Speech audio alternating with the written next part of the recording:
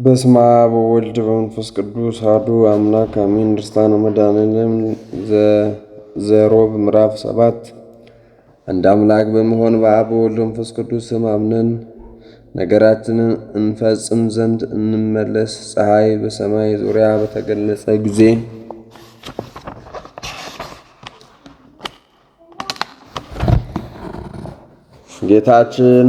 ጌታችን እናቱን በመስቀሉ አንጻር የሚወደው ደቀ መዝሙሩ ጋር ቆማ ስታለቅስ አይቷት፣ አንቺ ሴት እነሆ ልጅሽ ብሎ መለሰላት። ደቀ መዝሙርንም እነኋት እናትህ አለው። ከዚያች ሰዓት ጀምሮ ይህ ደቀ መዝሙር ከቤቱ ወስዶ አስቀምጣት። መድኃኒታችን እናቱን ያሰናበታት ለምንድን ነው? በጦር ሲወጉት እንዳታይ አይደለምን?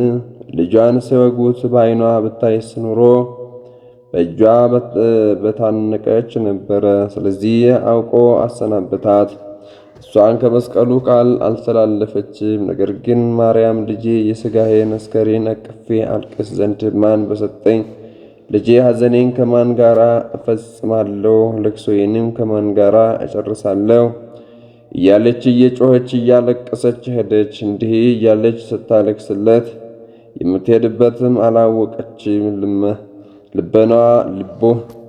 ልቦናዋ በእንባ ስካር ዘግቷልና።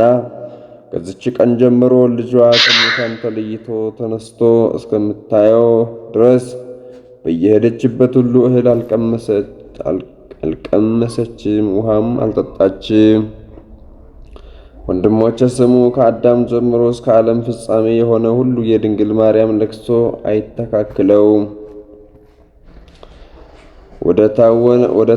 ወደ ተውነው ነገር እንመለስ። ፀሐይ ባቆለቆለ ጊዜ የመድኃኒታችን ጥላው በቀኝ ወዳለው ቀማኛ ወደቀበት። በዚያም ሰዓት መንፈስ ቅዱስ በአንደበቱ አደረ።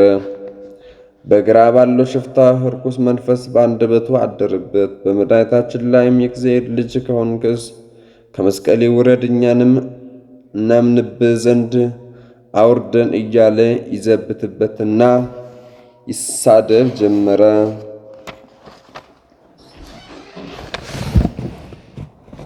ያን ጊዜ አንደኛው አንተ ሰው በፍርድ ውስጥ ሳለ ፈጣሪን እግዚአብሔርን አትፈራምን? ለእኛስ ይገባናል፣ እንደ ሥራችን ተከፍሎናል። እንደዚህ እያለ ገሥጸው ሰደበው። አሁንም በደል የሌለበት እውነተኛ የባሕርይ አምላክ ይሄ ነው። ይህንን ብሎ ይህን ቀማኛው አቤቱ አዳም ከልጆቹ ጋር ለመዳን የተላክ ሆይ በመንግሥትህ አስበኝ። አቤቱ ከአነዋዋሪ ሳትናወጽ ከድንግል የተወለድክ ሆይ በቸርነትህ አስበኝ። አቤቱ አንተ ዓለምን ያስክ ስትሆን እንደ ሌባ የተያዝክ ሆይ በቸርነትህ አስበኝ። አቤቱ የመላእክት ሠራዊት በፊትህ የሚቆሙልህ ሲሆን በፍርድ አደባባይ የቆመ ሆይ በቸርነትህ አስበኝ። አቤቱ አንተ በእስር ያሉትን የምትፈታ ስትሆን በብረት ቸንካር የተቸነከርክ ሆይ በቸርነትህ በመንግሥትህ አስበኝ። አቤቱ አንተ ምድርን በባሕር ላይ ያጸናት ሰማይን እንደ ጣራ የሰቀልከው ስትሆን በእንጨት መስቀል ላይ የተሰቀልክ ሆይ በቸርነትህ አስበኝ። አቤቱ አንተ ሰማይን በከዋክብት ያጌጥከው ስትሆን የእሾህ አክሊልን የተቀዳጀህ ሆይ በቸርነትህ አስበኝ። አቤቱ አንተ የክብር ባለቤት የትዕግሥት መከማቻ ሆይ በቸርነትህ አስበኝ። አቤቱ በመንግሥትህ በምትመጣ ጊዜ በቸርነትህ አስበኝ። አቤቱ በቸርነትህ አስበኝ። ወንበዴውም ይህን ባለ ጊዜ መድኃኒታችን ዛሬ በመንግሥትህ ከእኔ ጋር እንደምትኖር እመንብኝ። እነሆ እኔ መላእክት በእሳት ሰይፍ ወደሚጠብቋት ገነት በደመቀለት የተጻፈ መላእክት ጋር እልካለሁ። አንተም ከፍተህ ከቀደሙ አባቶች ቀድመ ግባ ብሎ መለሰለት።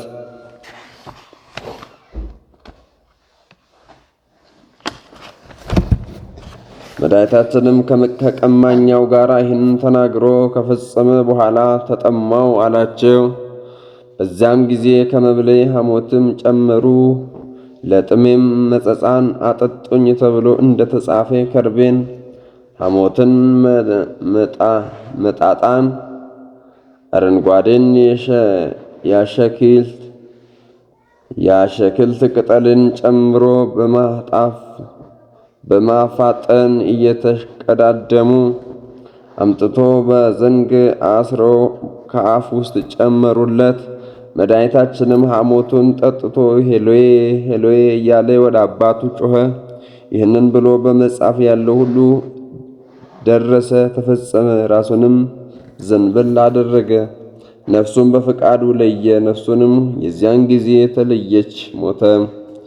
የዚያን ጊዜ አንድ ወታደር ጦሩን አንስቶ ሩጦ የቀኝ ጎኑን ወጋው፣ ከሱም ደምና ውሃ ፈሰሰ። በዚያ ሰዓት ሰማይና ምድር ተነዋወጡ፣ አለቶች ተሰነጣጠቁ፣ የቤተ መቅደስ መጋረጃም ከላይ እስከታች ተቀደደ፣ መቃብሮችም ተከፈቱ። መልአከ ሞትም ዲያብሎስም የመድኃኒታችንን ቃል በሰማ ጊዜ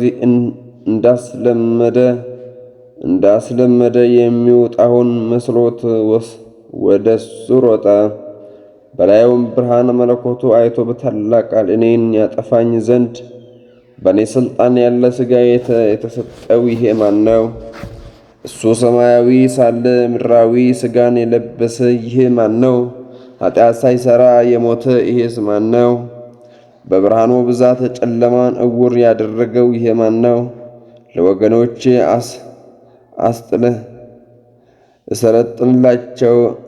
እሰለጥንላቸው ዘንድ ያልተወኝ ማን ነው? በእኔ ሥልጣን ተይዘው የነበሩ ነፍሳትን ወደ ላይ ያወጣል እንጂ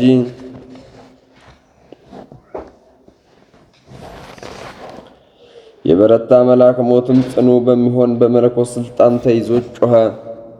ሁለተኛም መንካቱ የማይቻለኝ ይሄ ማን ነው? የማይወገድ ብርሃን የከበበው ይሄ ምንድን ነው? ከሱ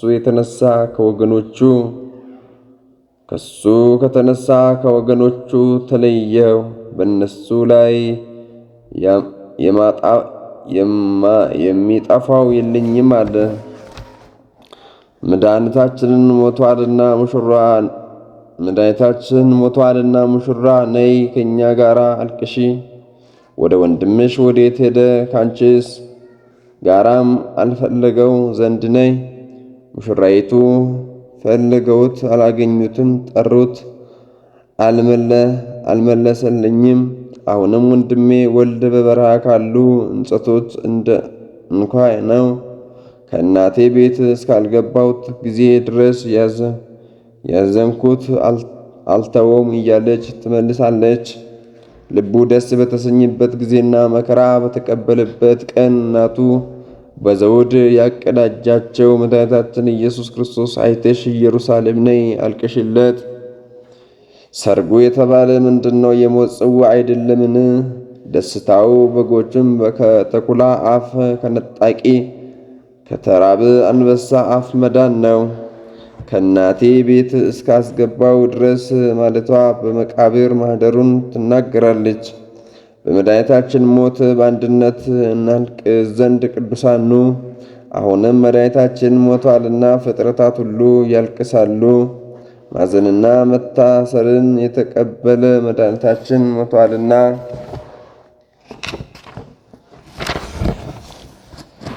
ጭፍንና ግርፋትን የተቀበለ መድኃኒታችን ሞተ። መደብደብን መመታትን የታገሰ መድኃኒታችን ሞተ። ሄኖክ እግዚአብሔር በሴም ቤት ይደር ብሎ አብ ስለ እሱ የተናገረለት የመድኃኒታችን ሞቱን ታይ ዘንድ ና። አብርሃም ቃል ኪዳን የገባልህ የመድኃኒታችን ሞቱን ታይ ዘንድ ና። ይስሐቅ ከሴፍ ቤዛ የሆነ የመድኃኒታችን ሞቱን ታይ ዘንድ ና። ያዕቆብ በበረሃ የታገለ የመድኃኒታችን ሞቱን ታይ ዘንድ ና። ኢዮብ በደመና የታየ የመድኃኒታችን ሞቱን ታይ ዘንድ ና። ሙሴ ስለሱ እንደኔ ያለ ነቢይ ይነሳል ብለህ የተናገርክለት የመድኃኒታችን ሞቱን ታይ ዘንድ ና። ዳዊት እነሆ በኤፍራታ ሰማነው በበረሃ ዛፍም አገኘነው ብለህ የተናገርከው የመድኃኒታችን ሞቱን ታይ ዘንድ ና። ሶሎሞንም ከብዙዎች እስራኤል የተወለደ ብልህ የተናገርክለት የመድኃኒታችን ሞቱን ታይ ዘንድ ና። ኤርምያስ የክብሩን ዋጋ 30 ብር ተቀበሉ ብለህ የተናገርክለት የመድኃኒታችን ሞቱን ታይ ዘንድ ና። ኢሳይያስ ወልድ ሰው ለመሆን ተሰጠልን፣ ሕፃን ተወለደልን፣ ስሙም አማኑኤል ይባላል፣ በመወለዱም ፊተኞች ኃይለኞች ሆኖ ብለህ የተናገርክለት መድኃኒታችን ሞቱን ታይ ዘንድ ና። ሕዝቅኤል አምላክ ወደ ተዘጋጀች ደጃፍ ገባ፣ ከተዘጋጀች በርም ወጣ ብለህ የተናገር ሕዝቅኤል አምላክ ወደ ተዘጋጅ ደጃፍ ገባ፣ ከተዘጋጅ በርም ወጣ ብለህ የተናገርክለት የመድኃኒታችን ሞቱን ታይ ዘንድ ና። ዳንኤል ነጭ ሐር ለብሶ ያየኸው የመድኃኒታችን ሞቱን ታይ ዘንድ ና። ኤልያስ ከሞት ፊት የሰወረ በእሳት ፈረሶች ያሳረክ የመድኃኒታችን ሞቱን ታይ ዘንድ ና። ሕዝቅኤል የፀሐይ መግባቱን ያሳይ የመድኃኒታችን ሞቱን ታይ ዘንድ ና። ምናሴ ችንካሮችን ከእግር ብረት የፈታ የመድኃኒታችን ሞቱን ታይ ዘንድ ና። ኢዮስያስ ፋሲካውን ያደረክ የመድኃኒታችን ሞቱን ታይ ዘንድ ና። አናንያ፣ አዛርያ፣ ሚሳኤል ከእሳት ምድጃ ያዳናቸው የመድኃኒታችን ሞቱን ታይ ዘንድ ኑ። አብያና ሲላ ፊናቶስ ከመወለዱ አስቀድሞ ያመናችሁበት የመድኃኒታችን ሞቱን ታይ ዘንድ ኑ። የቀድሞ አባቶች ነቢያት ሁላችሁ ሐዋርያትም ከፍራን ተራራና ከቴማን ይመጣል ያላችሁ የመድኃኒታችን ሞቱን ታዩ ዘንድ ኑ። አሞጽ በአድማስ ቅጥር ያየው የመድኃኒታችን ሞቱን ታይ ዘንድ ና። ዘካርያስ በተራራዎች መካከል ያየው የመድኃኒታችን ሞቱን ታይ ዘንድ ና። እዝራ በአርፋድ በረሃ ያየው የሚያስደነግጥ አንበሳ የመድኃኒታችን ሞቱን ታይ ዘንድ ና። ስምዖን በክንድ የታቀፍከው ሕፃን ሞቱን ታይ ዘንድ ና። ዮሴፍ እንደ አንተ የተሸጠ የመድኃኒታችን ሞቱን ታይ ዘንድ ና። ጠራቢ ዮሴፍ በትከሻ ያዘልከውን በክንድ የተሸከምከው ሕፃን ሞቱን ታይ ዘንድ ና። ኢያቄምና ሐና ሆይ የልጃችሁ ለቅሶን የልቧንም መዘንጋትን ታዩ ዘንድ ኑ። ከሔዋን እስከ ፋኑኤል ልጅ እስከ ሐና ያላችሁ ሁላችሁም ቅዱሳት ሴቶች የድንግልን ለቅሶዋን ታዩ ዘንድ ኑ። ልጇ በእንጨት መስቀል ላይ ሞቷልና የለመለመ የሥጋ ሞት ሕንጻ የተጀመረበት የአቤል ተከታዩ ከጎኑ የፈሰሰው ደም ሔዋንን ከጥፋት ያዳናት የተገደለ መድኃኒታችን ነው። የናቡቴ ጓደኛሁ የተገፋው መድኃኒታችን ነው። አቤል ስለ ሚስቱ ሞተ፣ ናቡቴም ስለ ወይን ቦታ ሞተ። መድኃኒታችን ግን በቀኙ ያነጻት ስለ ቤተ ክርስቲያን ሞተ። ነፍሳቸውን የወስዷትና መውረዱንም አላወቁምና ስለ ወገኖቹ ኃጢአት እስከ ሞት ድረስ ደረሰ ብሎ ስለ እሱ የተናገረ አባቱን እንስማው። ሙሴ እሱን ያውቁት ዘንድ አላሰቡትም፣ በሚመጣበት ቀንም አላወቁትም አለ። እዝራ በባህር ጥልቅ ያለውን ማወቅ እንዳይችሉ ወንድንም ማወቅ እንዲሁም ሆነባቸው አለ። ጳውሎስም ብታወቅሱትስ ኑሮ እግዚአብሔርን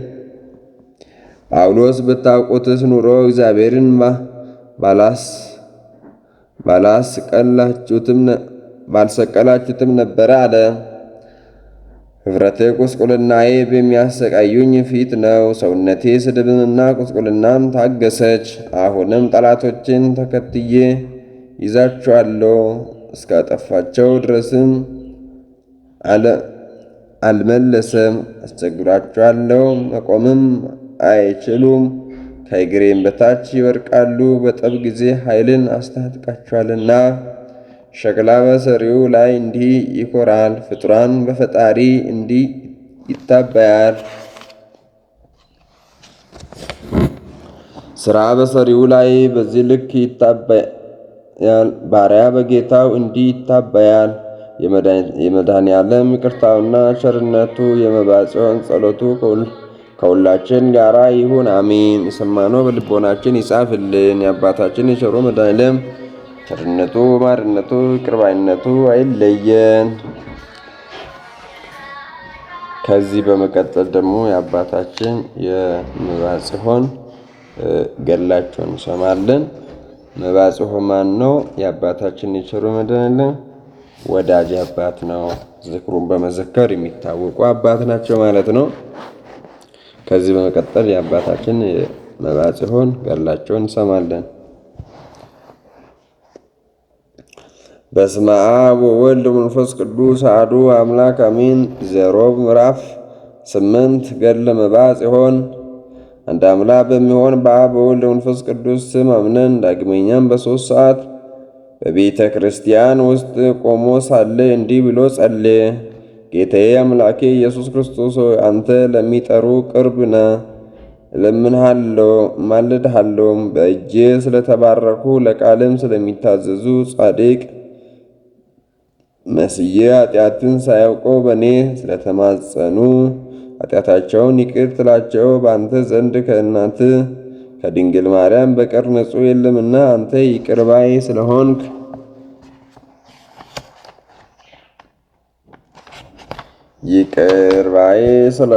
በዚህ ሰዓት ደምግባቱ ያማረ ልብሱ የመስቀል ምልክት የሆነ ንጹሕ አክሊል በራሱ የተቀዳጀ ጎልማሳ በፊቱ ቆመ።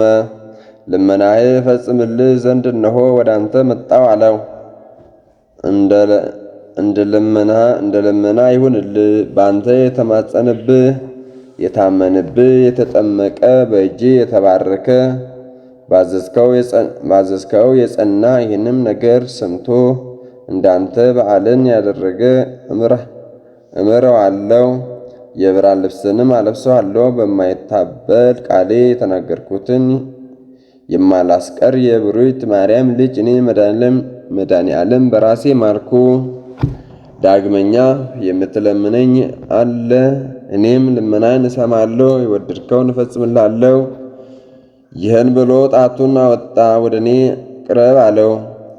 ሁለመናው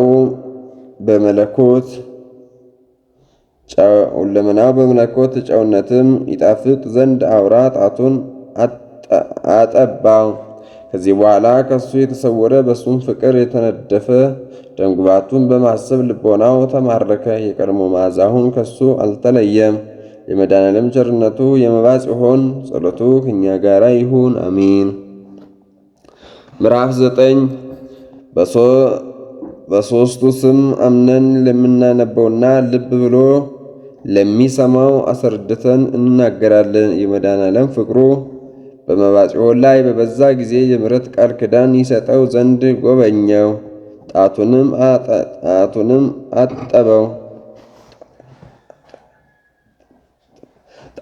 አጠባው። በልቡ አስቦ ለአምላኬ ለመድኃኔዓለም ምን እሰጠዋለሁ? ኃጢአትህ ሳያስብ እኔን ይህን ያህል ወዶኛልና በዓሉንስ በምን ቀን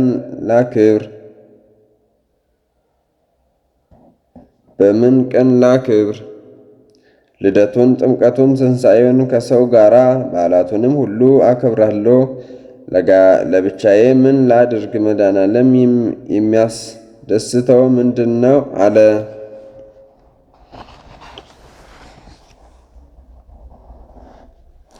እንን ብሎ እንዲህም እያለ ለመነ። ጌታዬ ፈጣሪ ሆይ አንተ የምትወደውን ግለጽልኝ አለ። በዓልህ አድርግ ዘንድ ሐሳቡንና ልመናውን ስማ። ዓለሙን ሁሉ ለማዳን ጌታችን መድኃኔ ዓለም የሰቀሉበት የተመረጠች የከበረች የተቀደሰች ዕለት ያከብር ዘንድ በመንፈስ ቅዱስ አወቀ።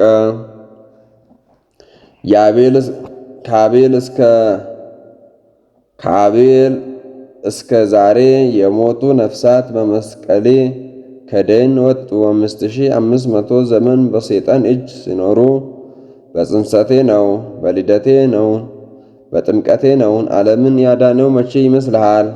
አሁንም የሞትን መታሰቢያ ያደረገ ወደ እኔ ነፍሳትን ከደይን ያወጣ በእኔ የሚያምን እኔ የሚሰራውንም ይሰራል፣ እኔ የምሰራውን ሥራ ይሰራል፣ ከዚህ የበለጠ ይሰራል ብዬ በወንጌሌ የተናገርኩ መባጽዮን ካህናቱን ጠየቃቸው። መድኃኔ ዓለም በመቼ ዕለት ተሰቀለ?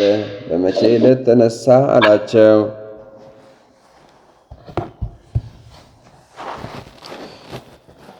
በስንክሳር መጽሐፍ በመጋቢት 27 ቀን ተሰቀለ፣ በመጋቢት 29 ቀን ተነሳ ይላል አሉት።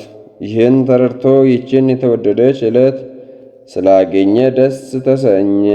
የቀደሙ ሰዎች ገንዘብ ያላደረግኩትን ገንዘብ አደረገ። ከጻድቃን ከሰማዕታት በዓል እሷን መረጠ፣ ወደዳት፣ አዘጋጃት፣ ፈጽሞ ከፍ ከፍ አደረጋት።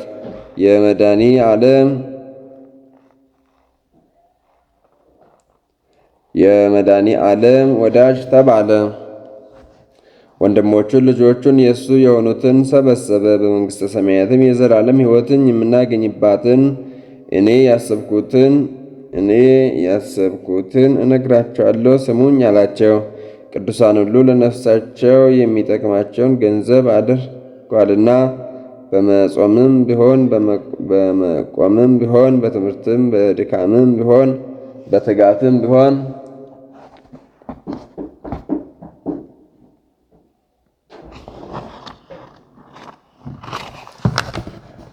እኛ ግን ሰነፎች ነን። ለደቀ መዛሙርቱ የእሱን ምስጢር በሰጣቸው ጊዜ ይህንን ስታድርጉ የሞተን መታሰቢያ አድርጉ፣ ትንሣኤንም ንገሩ እንዳላቸው ኑ የመድኃኔ ዓለምን የሞቱን መታሰቢያ እያደረግን እናገልግለው። በዚህ የእግዚአብሔር ፊቱን እናያለንና የፈጣሪያችን የመድኃኔ ዓለም መታሰቢያውን እናደርግ ዘንድ ይገባል። ስለወደደንም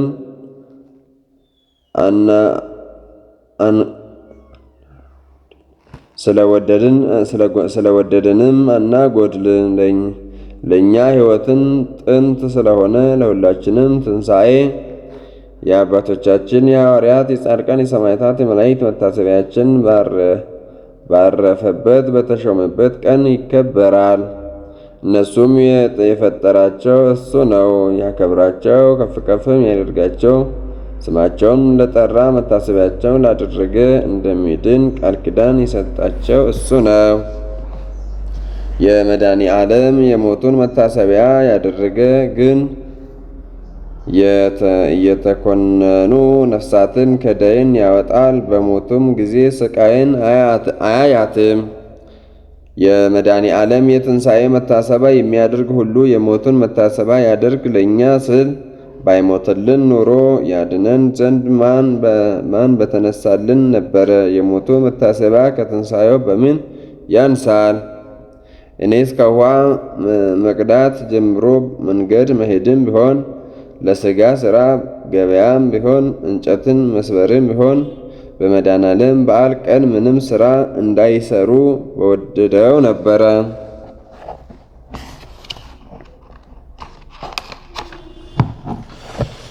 ስለተመሰገነ ስለ መድኃኔዓለም ስለ ስቅለቱ በማልቀስ በማዘን በብዙ ምህላ እናድርገው እንጂ። አሁንም ከኔ ጋራ ብትሆኑ በሱ ዘንድ ጽድቅን እንድናገኝ በሕይወታችንም ቢሆን በሞታችን ወደ እሱ እንድንጠጋ ስሙኝ፣ እሺም በሉኝ። ሰዎችም ሁሉ ስለ ጽድቅ መንገድ የመንግሥተ ሰማያት መሪ ይሆነን ዘንድ የአምላካችን ፍቃድ ይሁን እሺ አሉ። እሱ አባታችን መባጽዮንም በፍቅሩ ያጽናን ዘንድ ወደ እግዚአብሔር ለምኑ አላቸው። ነገር ግን በፍቃዳቸው ያልተሰራ ስሩ የሚሉን የሚጠሉን ሰዎች አሉ። እነሱን አትፍራቸው፣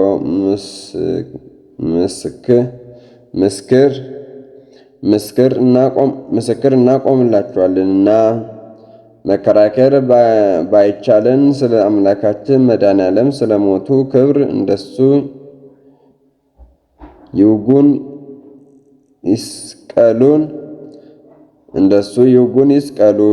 ሞታችንም በዚህ ይሁን፣ እሱ ስለኛ ሞተዋል። ከዲያብሎስ ግዛት ነፃ ያደረገን ዘንድ ስቅለቱ መጋቢት 27 መጋቢት 27 መሆኑን እንዳወቅን እሱ ሐሳባችንን ያውቃል።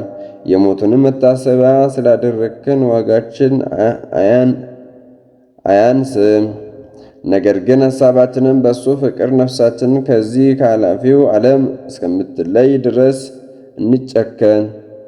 እንጨክን። አባታችን መባጽዮን ብሎ እሱን የመሰሉት ጋራ በጽኑ እምነት የመድኃኔዓለም በዓሉን ያከብር ዘንድ በቁርጥ ጀመረ። የአምላካችን መድኃኔዓለም ቸርነቱ እኛን የምናምነው ሁልጊዜ ይጠብቀን። የመባጽዮን በረከቱ ይደረግልን፣ አሜን። ምዕራፍ 10 ከ9 ወር በኋላ አስቀድሞ እሱ የነገረውን ያንን ሰው ጠቅሰው ከቤቱም ከማደሪያው አስገባው። ደረቱንም እየደቃ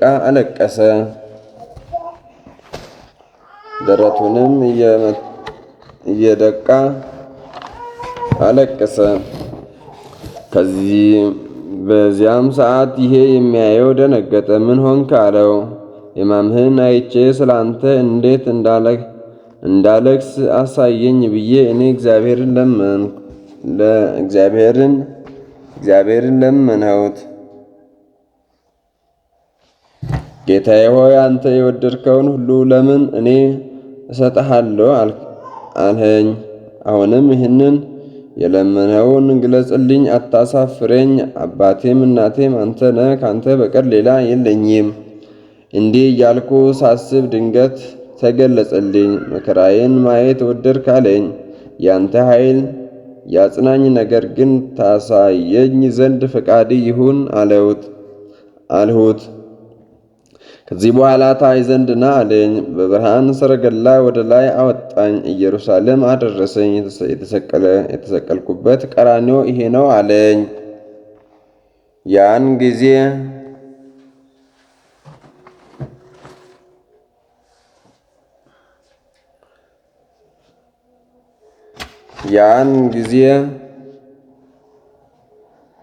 በዚያን ጊዜ ዕፀ መስቀል መጣ።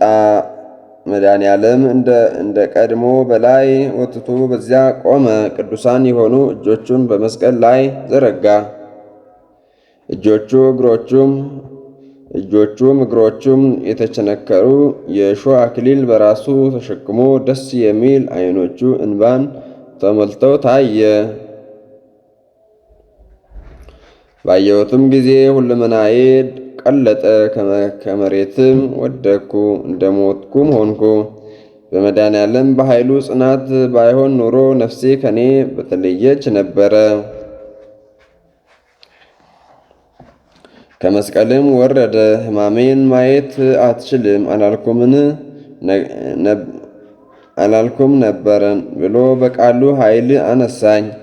ጌታዬ ሆይ የሞትን ገናነትን እንደዚህ የሚያስፈራና የሚያስደነግጥ መሆኑን አላወቅኩም ነበረ። ምኞቴ የሰጠኸኝ ስምህ ይባረክ፣ ፍቃድም በእኔ ላይ ተፈጸመ።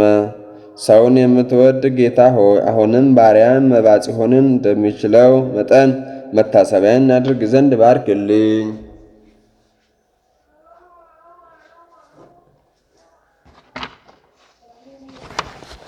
አቤቱ ጌታዬ ሆይ ስለ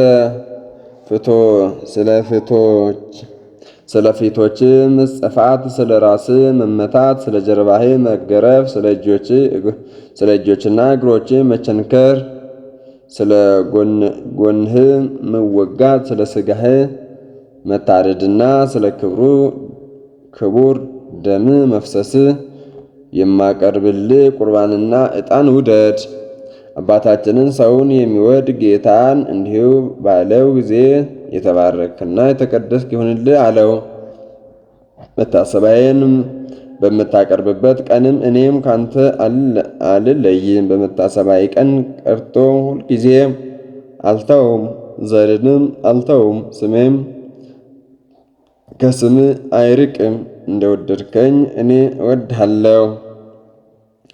ነገር ግን በምን አምሳል ሁኜ እንደምትታይ ምረጥ፣ ውደድ። ሕፃን ሁኜ ነውን? ወይስ ጎልማሳ ሁኜ ነውን? ወይስ እንደ ዛሬ በሞቴ ሕማሜ ሆኜ ነው አለኝ። ጌታዬ ሆይ አንተ ፍቃድ ይሁን አልኩት። ልብህንም ደስ እንደሚያሰኝ አንተ ምረጥ አለኝ። እኔ ባሪያን መባጽሖን ከወደድከኝና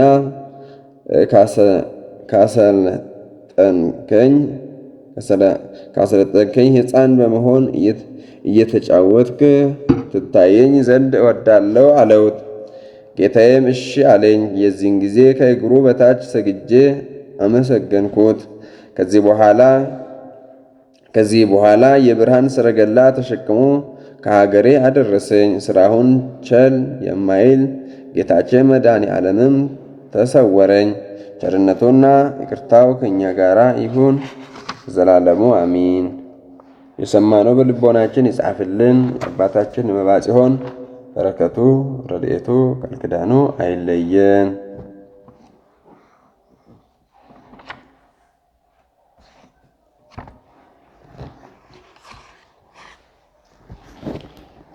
እሺ ከዚህ በመቀጠል ደግሞ አሁን የምንሰማ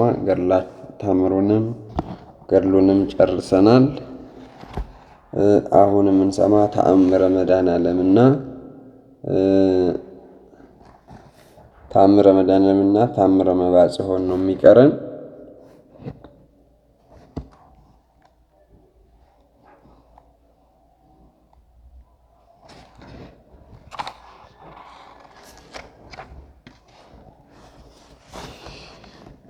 ተአምረ መድኃኔዓለም ስድስተኛ ተአምር። ይቅርታውና ምሕረቱ ከሁላችን ጋር ይሁንና ጌታችን ኢየሱስ ክርስቶስ መድኃኔዓለም ያደረገው ተአምር ይሄ ነው። ሰማይና ምድርን የፈጠረ መድኃኔዓለም የምትወዱት በየሀገራችሁ በዓለም የምትኖሩ ሁላችሁ ይህንን ስሙ፣ ልብም አድርጉ።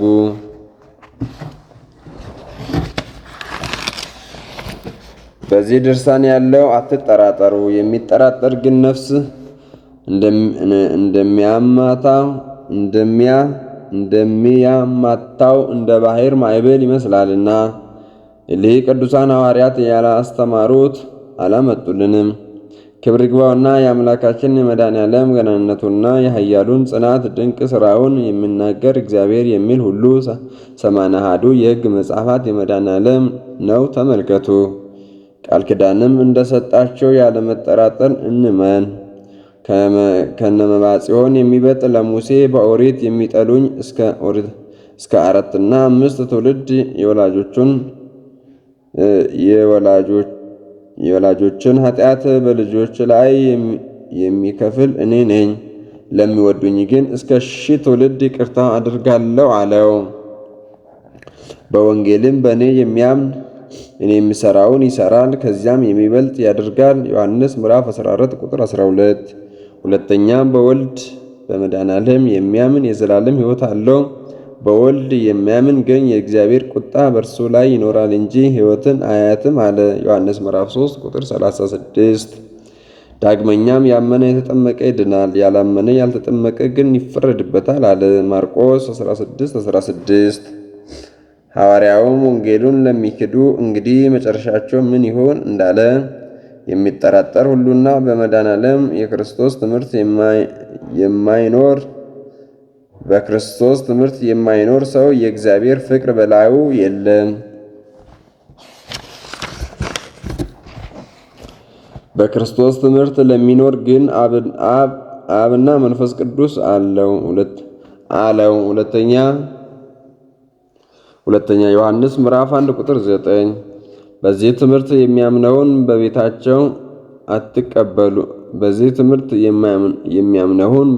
አትቀበሉት፣ ሰላምም አትበሉት። ሰላም የሚለው ሁሉ በክፉ ስራው አንድ ይሆነዋልና።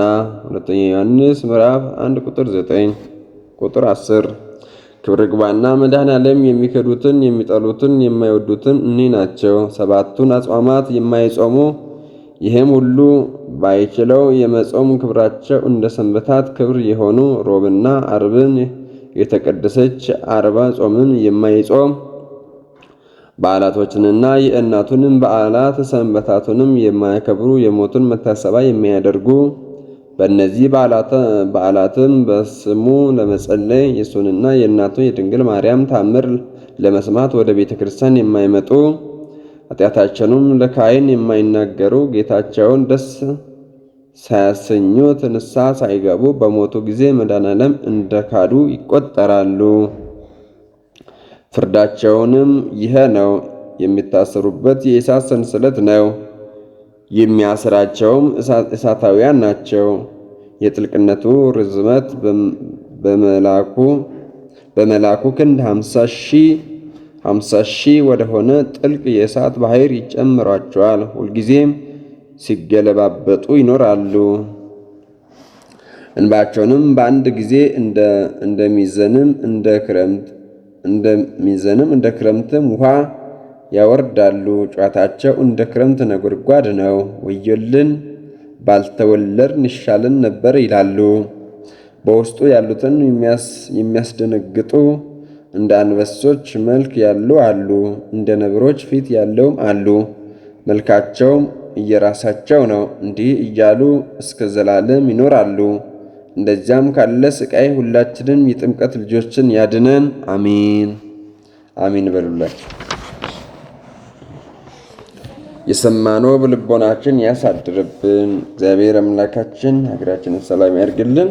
አሁን ደግሞ የመባጽዮን ታምር እንሰማለን።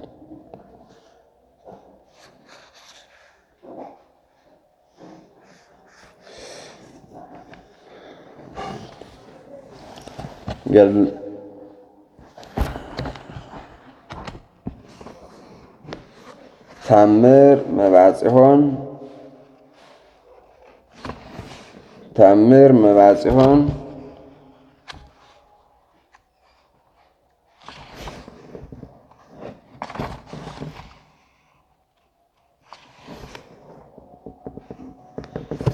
ታምር አቡነ መባጽዮን የአባታችን የመባጽዮን ታምር። አንድ አምላክ በሚሆን በአብ በወልድ በመንፈስ ቅዱስ ስም አምነን የመድኃኔዓለም የወዳጅ የሚሆን የአባታችን የመባጽዮን ታምር ለመጻፍ ለማንበብ እንጀምራለን። ልመናው በረከቱ ከሁላችን ከሕዝበ ክርስቲያን ጋር ይሁን አሜን። መድኃኔዓለምን የሚወደው አንድ አገረ ገዢ መኮንን ነበረ። እሱም ከመውደዱ በፊት ይዋጋቸው ዘንድ ወደ አገው ምድር ወሄደ። ወደ ምድረ በዳውም በደረሰ ጊዜ ከአገው ሰዎች የሆነ አንድ የሚመራው ሎሌ ከዚህች ተራራ ውስጥ ዋሻ አለች፣ በውስጥም አንድ ባህታዊ መነኩሴ ብዙ ዘመን ተቀምጦበታል አለው። ያም አገረ ገዢ ከሱ እንባረክ ዘንድ ና እንሂድ አለው። ሄደውም ከእርሱ በደረሱ ጊዜ ቆሞ ሲጸልይ አገኙት። ሰላም ላንተ ይሁን አሉት፣ ሰገዱለት። እሱም ብትወዱት የመድኃኔዓለም ፍቅር ከእናንተ ጋር ይኑር፣ ባትወዱኝ ግን ሰላምና ቡራኬ ወደ እኔ ይመለስ አላቸው። የአገረ ገዥም መድኃኔዓለም ማነው? ፈጣሪ እግዚአብሔር አይደለምን? አለው። እሱም በዓሉን በምን ቀን ታከብራለህ? አለው። 9 በዓላቶችን ከሰንበታቱ ጋር አከብራለሁ አለ። ክብር ይግባውና አይሁድ መድኃኔዓለም የሰቀሉበትን በ27 ታከብራለህ ነው የምልህ አለው። እሱም ይህንንስ አላውቅም፣ ተወኝ፣ ነገር ግን ሰራዊቶቼ ይታወኩብኛል፣ አሰናብተኝ አለው። ክብር ይግባውና የጌታችን የመድኃኔዓለም መታሰቢያው ታደርጋለህ፣ በዓልንም ታከብራለህ አለው። እዋጋቸው ዘንድ የአገው ምድርን ሰዎች ከእጄ ብጥላቸው፣ አዎ የምትለኝን አደርጋለሁ አለ። እኒህንስ ተዋቸውና የሲኦል ባሕር እንኳን ትፈርሃለች አለው። በየወሩም በ27 ቀን 5000 ነፍሳትን በአርብ ቀንም 340 ነፍሳትን ከሲኦል ታወጣለህ። በቁርጥ ልብ አንድ እንጀራ ወይም ግማሽ እንጀራ የሰጠ እንደዚህ አስራትን ይሰጠዋል አለው። እሱም እንደነዚህ ከሆነ ወደ ሀገሬ በደህና ከተመለስኩ ክብር ይግባውና የመድኃኔዓለም መታሰቢያ አድርግ ዘንድ ስለት ይሁነኝ፣ ነገር ግን ፍቃድን ይፈጽምልኝ አለ። ከዚህ በኋላ ባረከው፣ የሚሆነውን ምልክት ነገረው። ከወታደሮቹም ጋር መንገዱን ሄደ። የአገው ሰዎችንም አጠፋቸው። ክብር ይግባውና በመድኃኔዓለም ኃይል በቤትና በበረሃ ያለውን ገንዘባቸው ሁሉ ማረካቸው። ከዚህ በኋላ ወደ ሀገሩ ተመለሰ። ከዚህ ከባህታዊ መነኩሴ ጋር የተነጋገረውን ሁሉ ለሚስቱ ነገራት። ክብር ይግባውና የመድኃኔዓለምን መታሰቢያ እናድርግ አላት። እሷም እሺ በጎ አለችው። ከዚህ ቀን አንስቶ በየወሩ በ27 ቀን ከዓመት እስከ ዓመት ያደርግ ዘንድ ጀመረ። ከየካቲት 27 ጀምሮ እስከ መጋቢት 27 ድረስ የሚመጣውን ቀረጥና የእጅ ማንሻ ከ10 1 የሚመጣውን ግብርም የቤቱንም ገንዘብ ሁሉ ለመድኃኔዓለም መታሰቢያ ይሆን ዘንድ ተሳለ። በዚህ ወርም ለበዓል የሚያስፈልገውን ሁሉ ይጀመራል። በሀገረ ገዢ በግዛቱ አህጉሮች የምትገኙ ሁሉ ከምስቶቻቸው ጋር ሳትቀራረቡ በሰንበታቶቹና በመድኃኔዓለም በዓላቶች ከእናቱ በድንግል ማርያም በዓል ውሃ ሳትቀዱ በመጠንቀቅ በየቤታቸው የመድኃኔዓለም መታሰቢያ አዘጋጁ። ገንቦም ቢሆን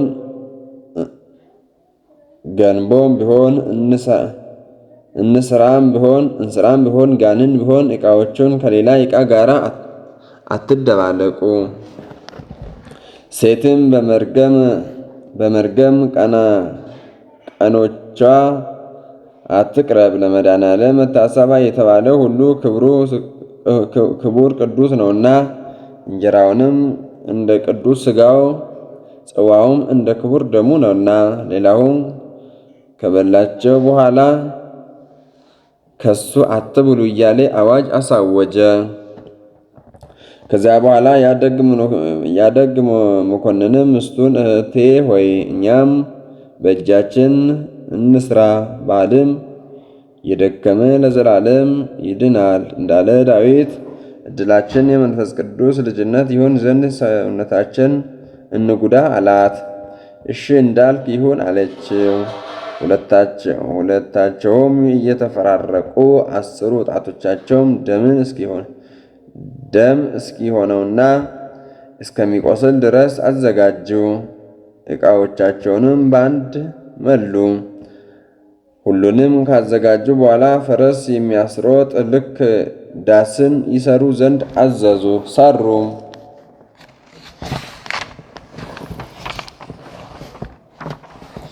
በመድኃኔዓለም በበዓሉ መግቢያ አንዲት አገልጋይ ከአንድ ሰው ጋር ኃጢአት ሰርታ ወደ እመቤቷ መጥታ ምን ልስራ አለቻት። ገንቦውን አምጪና ለውሺ አለቻት። ዕቃውንም በዚያች ጊዜ በዚያኑ ሰዓት ከምድር ወደቀች።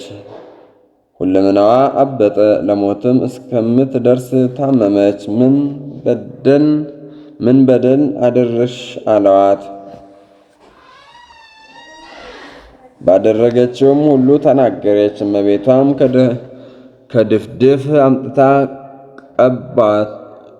ቀባት አለች።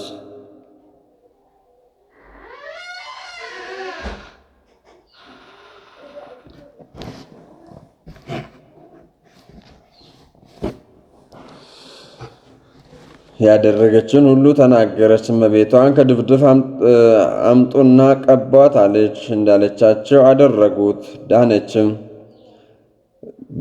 በነጋታውም በመጋቢት 27 ቀን ስፍር ቁጥር የሌለው መብልና መጠጥ ሁሉ አቀረቡ።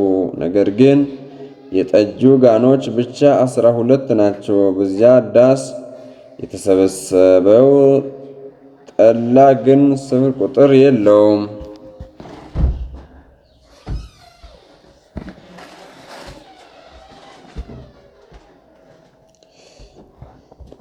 አንተ ግባ አንተ ውጣ የሚሉት ሰው የለም። እንደወደዱ እስከ 3 ቀን ድረስ ይበላሉ ይጠጣሉ እንጂ።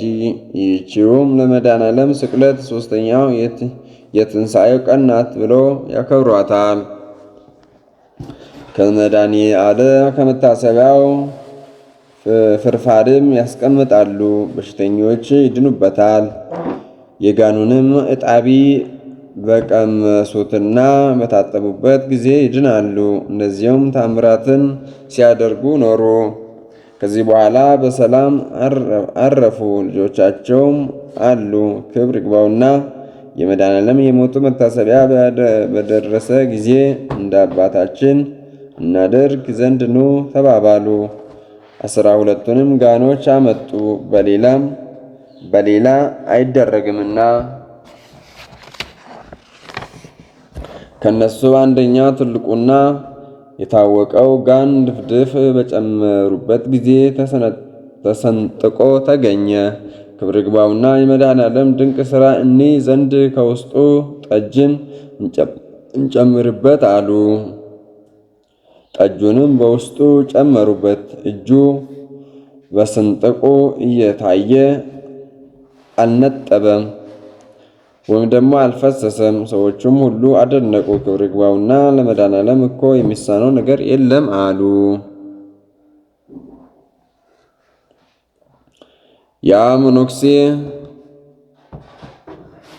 ያ መነኩሴ መባጽዮንን ያን አገረ ገዢ የተመረጠች ምስቱን ጋራ አየው።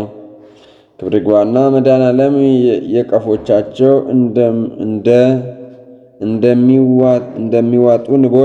እንደሚወጡ ንቦች ከደይን የሚወጡ እኒህ ነፍሳት ተመልከት አለው። የሞተን መታሰቢያ ስላደረገ ከመብልና ከመጠጥ የሚበልጥ የእሱና የምስቱ የ10 ጣቶቻቸው ደም ከሰማዕታት ደም ጋር ተቆጠረ አለው። መባጽዮንም የመድኃኔዓለም መታሰቢያ የሚያደርግ እንዲህ ባለ ታላቅ ጸጋ ነውን? እኔን ክብር ይግባውና ከገል ሁሉ የመድኃኔዓለም መታሰቢያ ማድረግ ይሻለኛል አለ። ይህንን ብሎ ከገዳሙ ወጥቶ ወደ ሀገር ገብቶ በዚህ ድርሳን ያለ ሁሉ ፈጸመ። ነገር እንዳይበዛ ብለን ብዙን ታወን ለብልህ አንዲት ቃል ትበቃለችና። የመባጽዮን ስጦታው የዚህ ሀገር ገዢ እምነቱ የመድኃኔዓለም ቸርነቱ ከሁላችን ጋር ይሁን፣ አሚን። የሰማነው በልቦናችን ይጻፍልን። እግዚአብሔር አምላካችን ሀገራችን ኢትዮጵያ ሰላም ያርግልን።